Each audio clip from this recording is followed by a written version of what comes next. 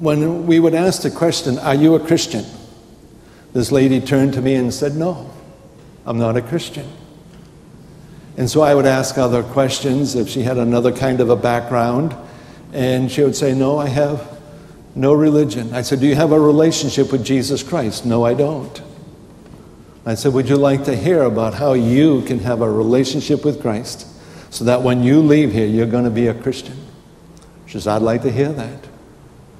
So at that time, we would have others who were helping me in prayer, and either John, Mead, or myself would do this. We would take that person off to the side, and we would be able to spend more time, about 25 minutes, half hour, talking about the 4 spiritual laws in Jesus Christ, which we had in Creole. And of course, this would all be translated. At the end, and I just sensed God's Spirit right there, and as I was talking with this lady, I turned to her and I said, do you understand what I've said?" She said, "Yes, I think so." I said, "Well, do you want to accept Christ?" She looked me right in the eye and said, "No." Well, I was surprised. I said, "God, you're in this. I just know it. This woman has been receptive. I don't understand this." And I said, would you tell me why?" Well, she said, "I can't read." And she said, "What my husband and I do, because he can't read either," she says, "we have 3 children, and they can read." And she said, "Could I take this material home? Would it be all right if my children read this material to all 5 of us?" And she said, "I would really like that. I'd like my whole family to come to Christ." I said, "Sure. Do you need 5 copies? What do you need? How can we help you?" On another incident, and this was probably the most serious of the medical, I was standing at the pulpit, and I was the lunch policeman. And because we had so many people, we had to make sure that we had 35 lunches for the staff, that somebody had to keep track of, the food. And so I raised my hand. I said, I'll be willing to do that. I'll pass out the Coca-Cola and the food, Well, anyways, I was doing that policing when someone rushed in and said, "We have an emergency on our hands." And the doctor was standing next to me, and he raced around and started down the center of the church. And there was a little 10-year-old boy that was having a seizure. And he was just thrashing around, and they were concerned about his tongue. And the doctor yelled back to me, "Ron, get a bed, get a bed." Well, we had an area where somebody else was sitting down getting an IV. We had somebody in back of me that was getting an IV and resting. But we had a little area right like this where it was a school bench. And so I raced and I grabbed a mattress and I put it down on what would be the bench part of the desk, and put that on there, just hoping that this child would stop thrashing around, because if so, that wouldn't have worked. But when the doctors got there and they were able to help him, he stopped thrashing around, and he had a temperature. And they decided that they were thinking that he had some kind of a swelling of the brain, that it was either epilepsy or he had a swelling of the brain. And so I need to quickly say this, and it ended up where they were trying to get an IV into him.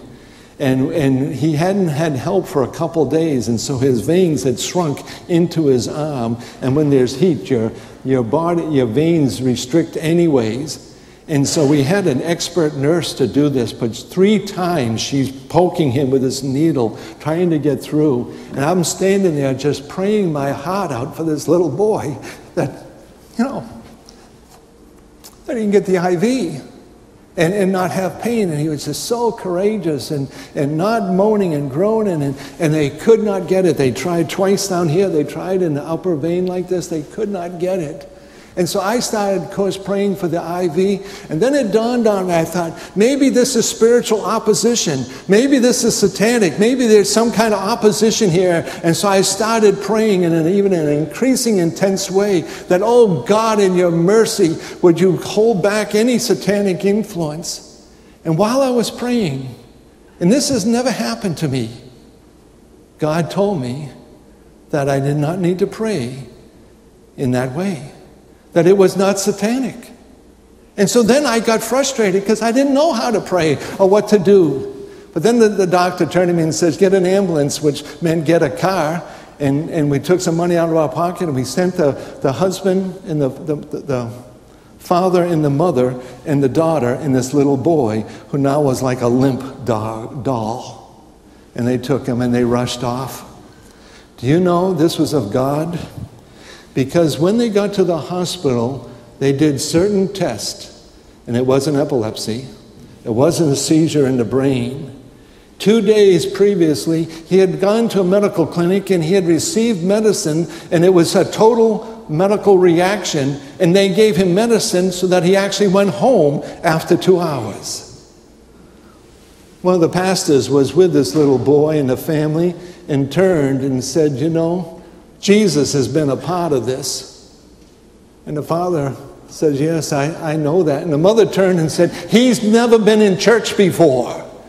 And the pastor said, well, would you like to hear about Jesus? The point is that the father, the mother, the little boy, and the little girl came to Jesus Christ as their Savior.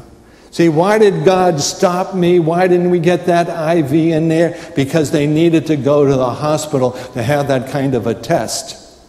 Because God was in the whole process. Here's my last story, and we're quit. In reference to the singing in the church, there were 3 songs that they sang. The first was Alleluia. The second was Give Thanks.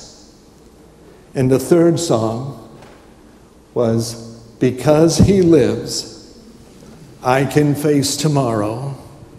Because He lives, all fear is gone.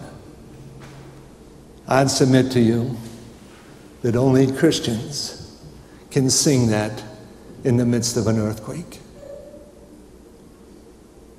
Well, see, they really were Christians. To be able to sing Alleluia, give thanks, and then simply to say, you know, because He lives, I can face tomorrow. Because He lives, all fear is gone.